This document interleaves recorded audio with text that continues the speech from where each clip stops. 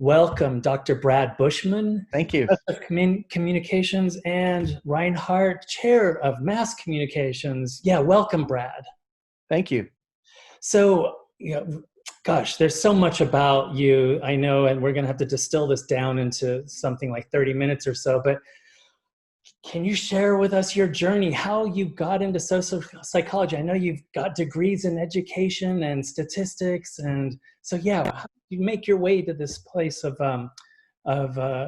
social psychology and finally communications? Yeah, well, it was an interesting journey. I originally was interested in engineering and was working for a company named Bourns, Bourns. They make potentiometers, which are variable resistors, like knobs that you turn. But these are the knobs you turn on the space shuttle.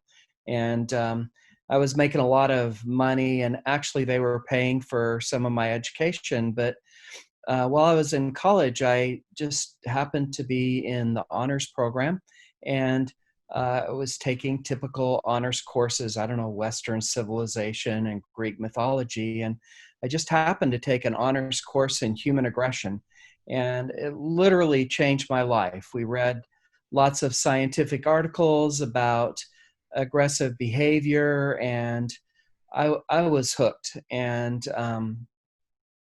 doing research on potentiometers was super interesting, but doing research on people and why they behave aggressively was even more interesting. So I asked the professor, who does this research?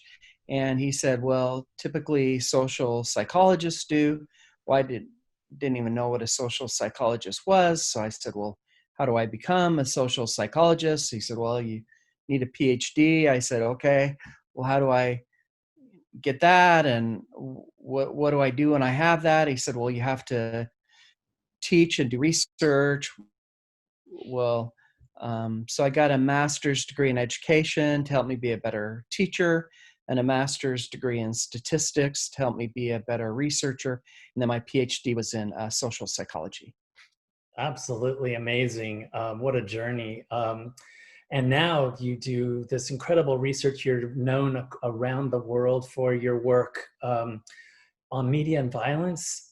What are some kind of elevator pitch takeaways, implications? Yeah, well, President Obama asked me to be on his gun violence committee as an expert on violent media. And, you know, the reason he asked me to do that is because media characters often have guns, and kids think characters with guns are cool. So our research is focused on what impact um, violence in the media, including gun violence, has on people. And the findings are very clear that violence in the media increases aggressive thoughts, it increases angry feelings, it increases physiological arousal, it decreases feelings of empathy and compassion for others. It decreases helping, and perhaps most important, it increases aggression. And so that's what my research is focused on. Amazing. Of course, this is extremely topical given, everything in the news. And of course, given, gosh, people actually right now, wielding guns and getting really kind of crazy and, Right. right? Um, so this is part of like you're like Professor Mythbuster, right? If I may sort of use that, I'm sure others have. So do guns make us safer? Does venting anger work? Yeah, well, um, sort of as a scientist, my hope is that people will base their beliefs on facts, um, based on scientific evidence and research, rather than based on their half baked ideas or their gut feelings, their hunches, their intuitions, common sense, instincts, what have you.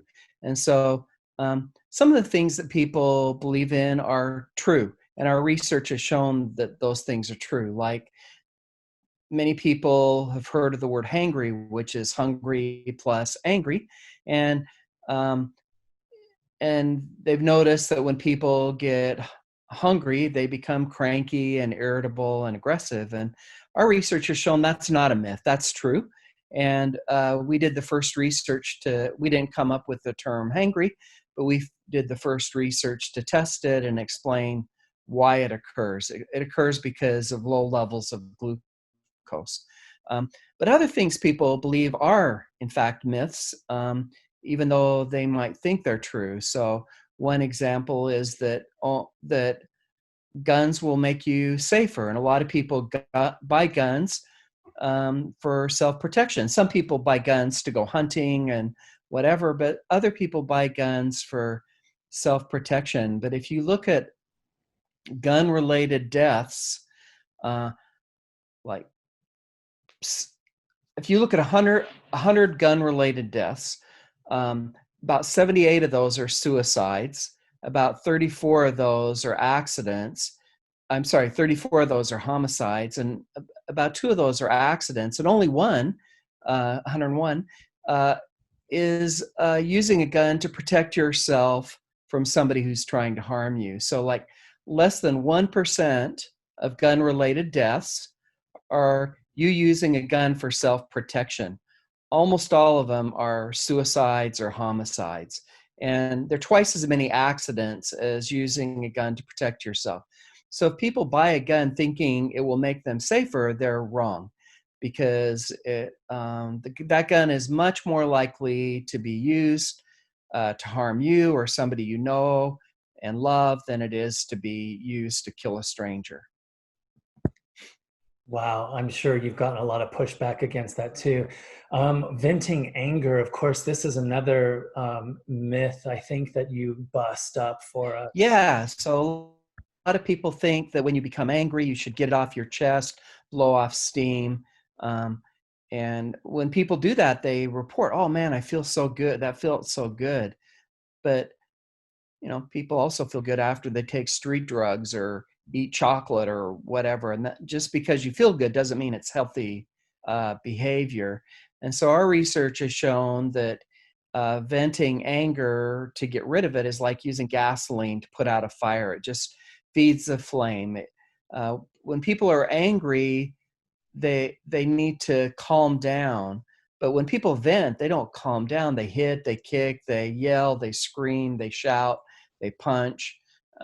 So it keeps the arousal levels high. It keeps the angry feelings alive. It keeps the aggressive thoughts active in their memory. So, it's just practicing how to behave more aggressively. Um, Hmm. so, Yeah. maybe you've heard the old joke, how do you get to Carnegie Hall? Practice, practice, practice. Well, how do you become an angry, aggressive person? The answer is the same. Practice, practice, practice. And when people vent their anger, that's what they do. They just practice how to behave more aggressively. Another myth is that aggressive people have low self-esteem. They don't. They tend to be narcissists. So those are just some examples of some myths that Yeah, we've that's great. tested. And how science can really come in and break that up for us. Right. All of those are so obviously so important to us today in our kind of 21st century life, but maybe even especially your work on climate change, which is, so kind of, we walk out our door and we're reminded of this. What are some, quick implications there that you're seeing?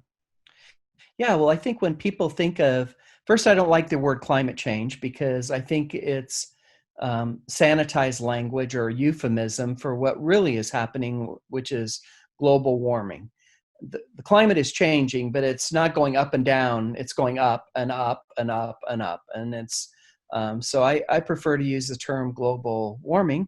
And when people think of global warming, they think of, I don't know, islands sinking and extreme weather and droughts and crops and things like that. But one thing people don't consider is the fact that high temperatures are also related to violent crime levels.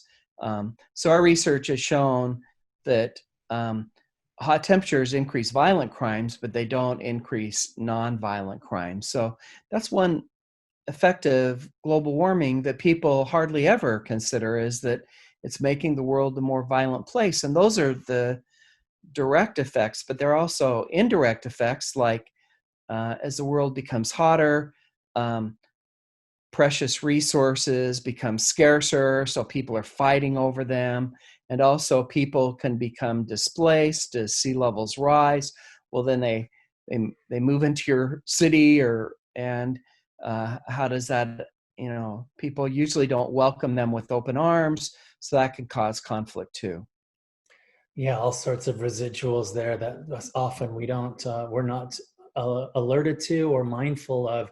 Um, yeah, so really, self-control, this is another really important thing, right? I have a 13-year-old and I'm constantly like, look, no more TikTok. You need to like have some self-control here. But yeah, tell me about some recommendations here. Well, actually, the two best predictors of whether you'll be successful in life are how smart you are and your level of self-control. So people who go far in life tend to be smart and have really good self-control.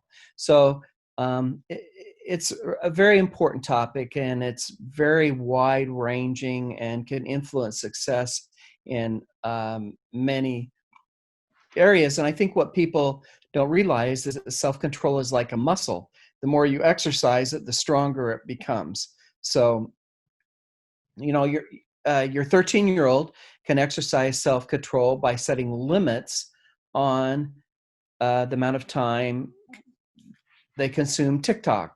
And the, the more successful they are, the stronger their muscle becomes, and the better that they can exercise self-control, and it extends to other domains as well. So they may exercise self-control in consuming this type of media, but maybe it extends to other types of media as well, or other domains of life, such as eating healthy foods or exercising. So Yeah, no, absolutely. I'm gonna take that pointer right upstairs in a few minutes.